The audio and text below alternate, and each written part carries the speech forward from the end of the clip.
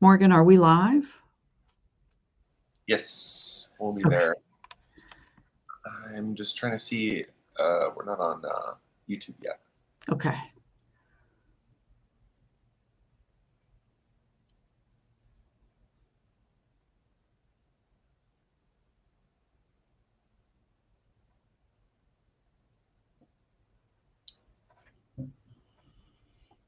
Okay.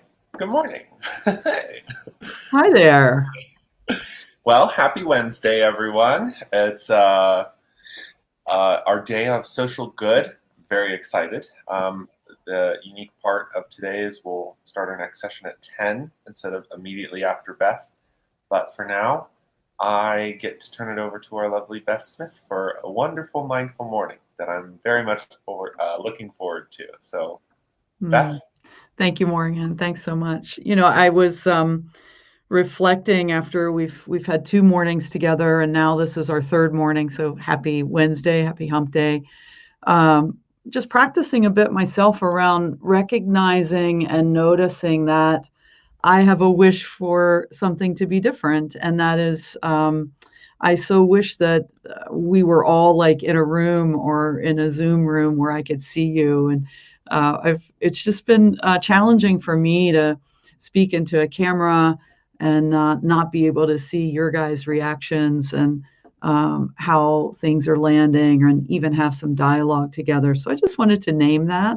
It's a really great way when you recognize something, um, and actually sharing it, a wish for something to be different, actually helps it lose its bite, right? So I just wanted to start out with that this morning, that I have a little wish that we could be a little bit more connected. But certainly being safe is paramount these days, and um, that wish melts away when knowing we can still be together and be safe and spend this time together. So this morning we're talking about the practice of allow. And sometimes teachers will use this practice, and they'll use the word accept or acceptance in place of allow. And I know Jack Cornfield does that.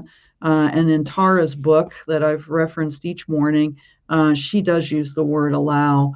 So it really doesn't matter which word you use. So I'm going to be using allow quite a lot this morning.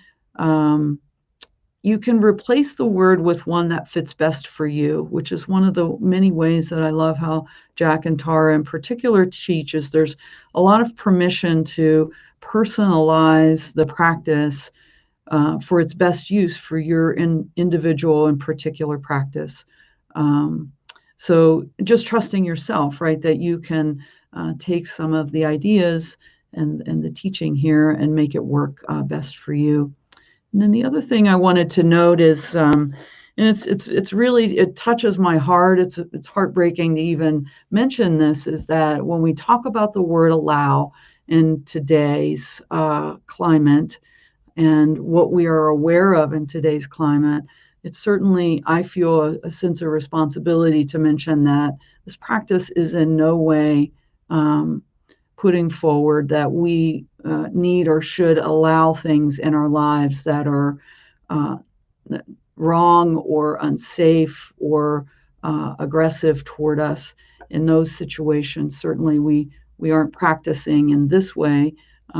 We are leaving those situations the best we can, or seeking the help and support that we need, so that those situations don't continue. So just feels so important to mention that we're working with situations around allow that are workable, and situations that aren't workable, we should leave those situations best we can and as quickly as we can. So let's take a moment, as we've been doing, to take a transition moment. And if you've been joining the other mornings, we do these transition moments as ways to really shift our awareness from listening to me sort of do the introduction to, I'm going to take a few moments to practice together today. So if you would just go ahead and find yourself in a upright yet relaxed posture. You can close your eyes. I prefer to close mine, but you don't You don't have to close your eyes. And find yourself breathing. Find your body breathing.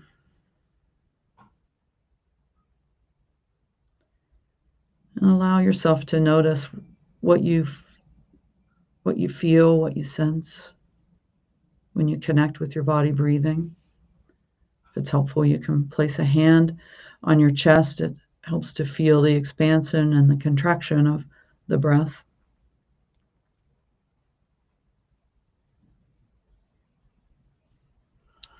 And now we'll shift from the breath to, I'd like you to bring your awareness to your face.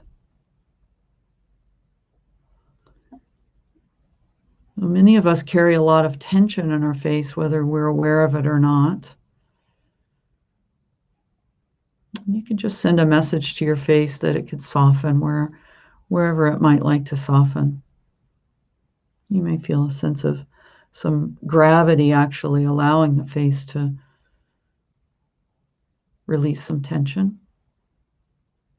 And I find that it's actually really helpful in relaxing my face to not really smile like a big smile, because that causes tension around the mouth, but almost the intention of a smile or a very, very slight smile. You can try that, see what that's like. Let's see if you can keep a light touch on being aware of the body breathing. We also carry a lot of tension in our foreheads. If you're like me, you have this well-earned crease in between your eyebrows as proof that we sort of, we can really constrict the forehead and carry a lot of tension there. So let's see what it's like to just send a message to your forehead that it can soften.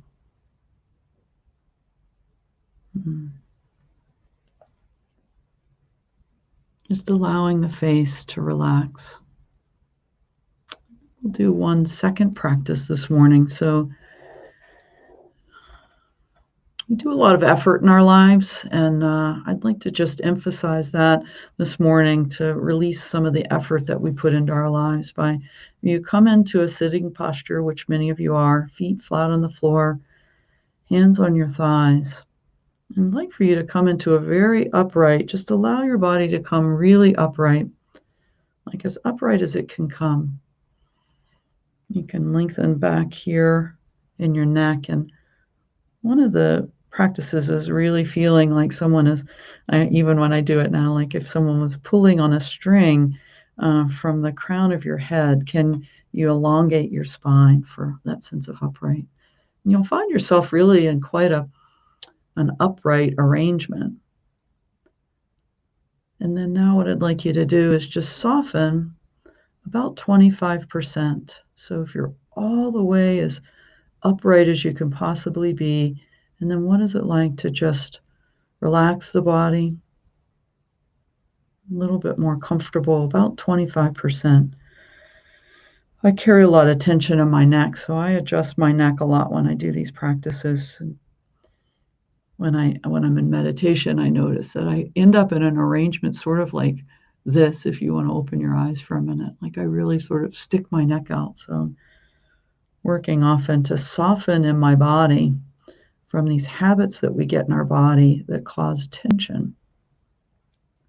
So just allowing the body to find a more restful, easeful posture. And I'm going to guide you back to your breath for just a couple more breaths, in and out. And then as you're ready, you can drop that practice. If your eyes are closed, you can open them. And we'll transition again from the practice time. So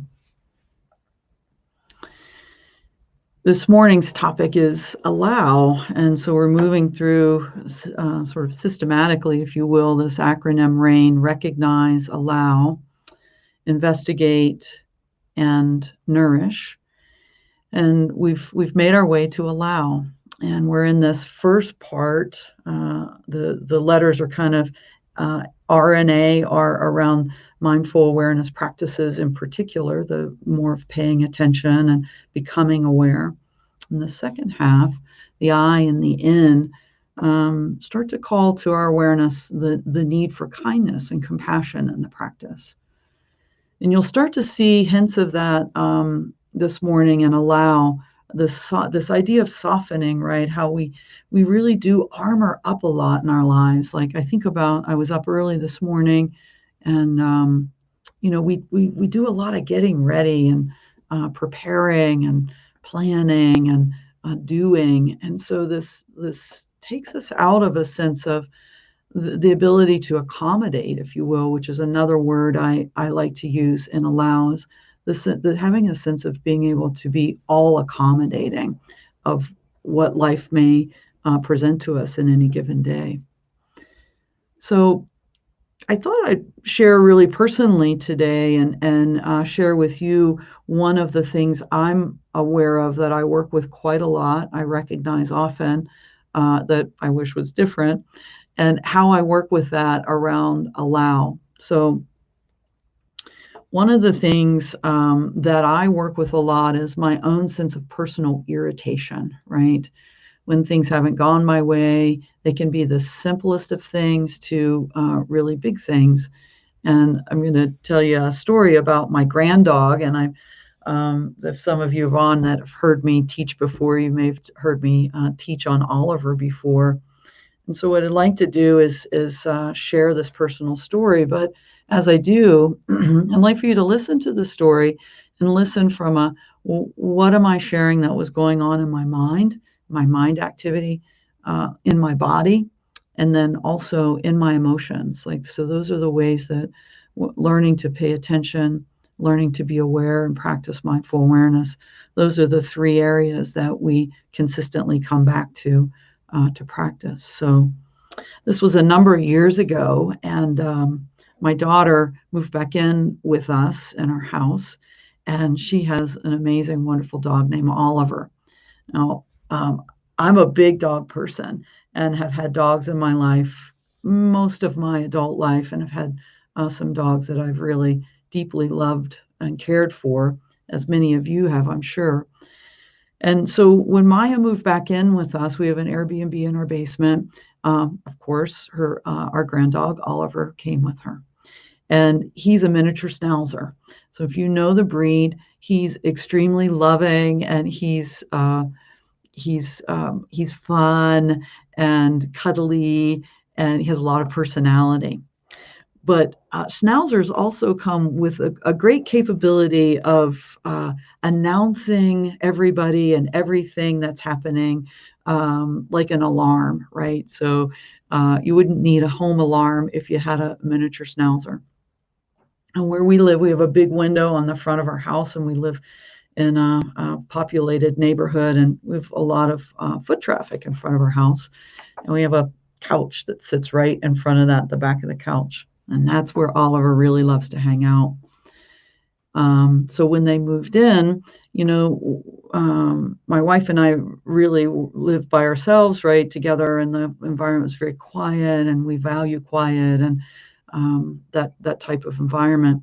So when Oliver moved in, he started spending time on the back of the couch, and as he would announce everybody walking by. Right? As our neighbors would walk by, Oliver would promptly announce that people were outside. We also have a cat, and he and our cat love each other a lot, and they play a lot. But he would chase her, and he would bark and growl, and they would play. So in my mind, I was really wishing things were different. I was like, oh goodness, like our quiet home is quite rambunctious now. Like hearkening back to days when Maya lived with us full time and was in high school and middle school, and so I really had irritation around that. And I would notice often that my body, I would get tense when Oliver would bark, and then in my emotions there was this piece of irritation. So I had a period of some confusion, right, and not practicing. And I thought, well, Oliver just needs some training. So I started working with Oliver, and I would call him when he would bark, and we would work on sitting. And I started noticing that my tone of voice was harsh. It was very direct. And it wasn't many days after they first moved in and that I was doing this that I started, when I would call Oliver, he wouldn't come to me. And it was a really big awareness that I had of heartbreak, of like, oh my goodness, like, I am so irritated with his barking that when I'm calling him, first he'd kind of look at me and come sheepishly, and then he would look at me but not come. And then over some days and weeks, he started actually not coming at all, but leaving. So it was a really big awareness for me of my own irritation and how not choosing to practice around what was going on for me, but trying to control and manage the situation really hindered my relationship with Oliver. So certainly I'm not advocating that, oh, I'm actually, this whole like, oh, let it be, like let it go, like it's all good. It's just a dog barking. I think, that's a confusion too. Is like, well, if a dog is barking constantly and that's not good, then you need to work with that. So the allow idea isn't like to be all accommodating and things that are really disruptive in life, or aren't working or aren't sustainable. But the allow is about what's happening for you and how you are in relationship to what's happening. So the first choice I made was sort of try to control it and get Oliver to do something different. And Oliver's really become a teacher for me in this practice. So fast forward to now, um, Oliver brings a lot of joy to my life, because now when I call him and he comes willingly, and that, if you're an animal lover, like when an animal you love comes towards you, how there's a moment of joy. Um, then now that's what I experience, rather than uh, the way I was trying to handle it before, where I was really trying to control it. So I get now this sense of joy as Oliver continues to teach me. He continues to bark, and but he barks less because I'm not trying to control him. I'm really working with him and working with myself in the situation. So what I'd like to do is read a poem to you. I love poetry. I'm actually surprised, in the 2 sessions we've had earlier, I haven't read a poem yet. So I'm going to read a rather famous poem to you. It's quite short, and it's from Rumi. It's called The Guest House. And I think this poem really does anchor in a lot of the ideas here around the practice of allow. So this is from Rumi, and certainly he is a centuries old poet. And what he's writing here, that of course has been translated, is as relevant today as it was when Rumi wrote it, to encourage us around accepting all of life. So it's called The Guest House. This being human is a guest house. Every morning a new arrival, a joy, a depression, a meanness. Some momentary awareness comes as an unexpected visitor. Welcome and entertain them all. Even if they are a crowd of sorrows who violently sweep your house empty of its furniture, still treat each guest honorably. He may be clearing you out for some new delight. The dark thought, the shame, the malice, meet them at the door laughing and invite them in. Be grateful for what comes, because each has been sent as a guide from beyond. So you heard me mention Tara's first book, Radical Acceptance, and in that book she talks about becoming your own best friend, which is really quite a precious idea. And this that I'm sharing today, like one of the things I have to work with is irritation. I've befriended that irritation when it's when I'm my best self and on a good day. And certainly I can get beside myself when I'm not working with irritation in a way that I've befriended. So, just like Rumi has suggested, right, irritation for me is some momentary awareness has an unexpected visitor.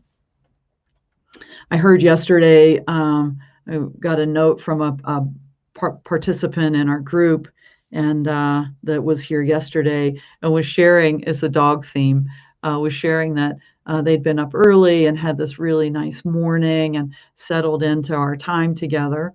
And I had started to lead the arriving practice, and right as they were sort of, landing and arriving, the dogs all started barking, right? So I think it's just so true that we kind of think that we can control everything, but our real reality in life is that we're always going to be taken off track. Some days more than others, some days with more, as Rumi says, meanness, right? Things that show up that have some particular barb or spike in them. And other days, maybe just a little less, just almost like a gnat or a fly around our head, right? How we try to work with these situations. So, really, the practice is learning to have the ability to be all accommodating in what's going on in life, and that we aren't pushing and shoving anything out. That over time, we start to realize that the more we're able to stay. Jack Cornfield uses a dog analogy on the practice of really calling ourselves back again and again, just like we would with a young puppy, right? We're not mean to a puppy, like I was kind of mean with Oliver in those early days that he'd moved back in.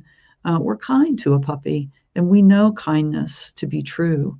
And how do we learn how to be kind with ourselves and support ourselves to really allow what's happening as a way to know how to stay and work through some difficulties.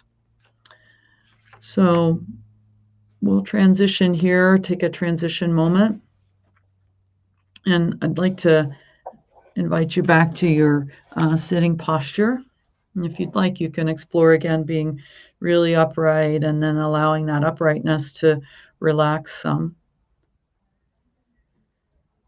What we want to do for a few minutes here is just simply rest in our breath. So I know all of us have really, really busy lives with demands in our families and demands at work and demands in our communities, our own personal demands we put on ourselves around taking care of ourselves. And so the breath is, again, such a reliable home base. It's always here, a great place to come back to. And just notice your body resting in the breath and follow the breath as best you can in and out.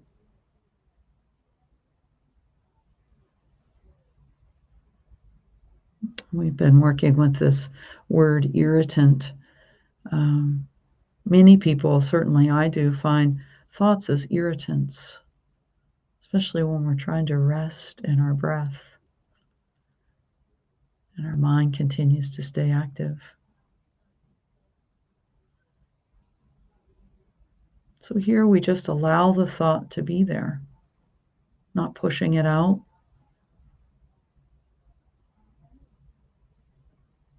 But also, just like Oliver, not continuing to let the thought go on. Almost like a thought that's a barking dog. We simply let the thought go and come back to the breath.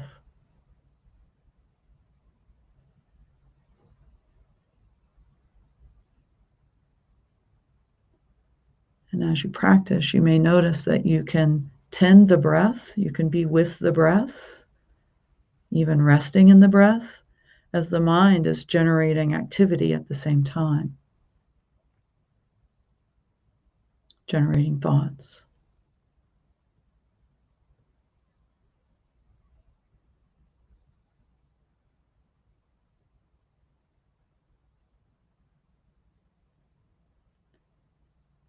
Either way, it's okay. Whatever is happening is what's happening.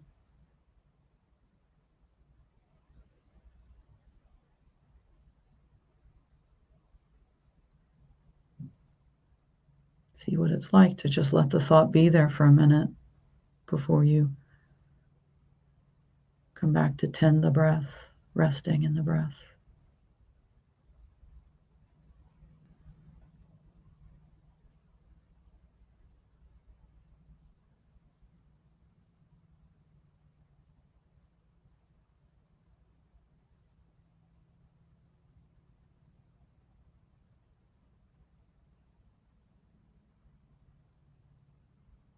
And as you're ready, you can drop that practice. If you're like me and I have a busy day ahead, you might have wanted the practice. You might have had a wish that the practice would have gone on for a minute. And you might have been relieved that the practice ended because you may have been having lots of thoughts and struggling to come back. Either way, it just is what it is. And I'm so glad that you're here practicing.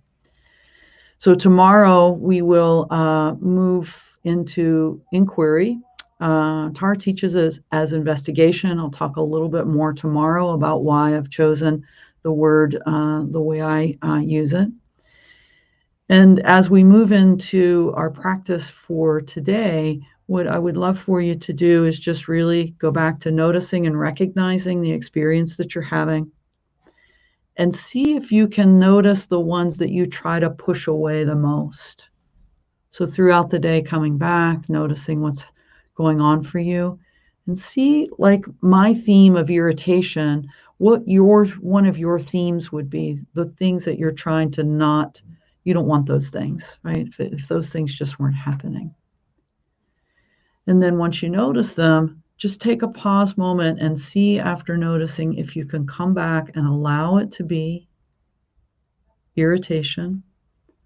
Rest in the breath for just a moment and then drop the practice. So just connecting with whatever you're noticing that you want to push away,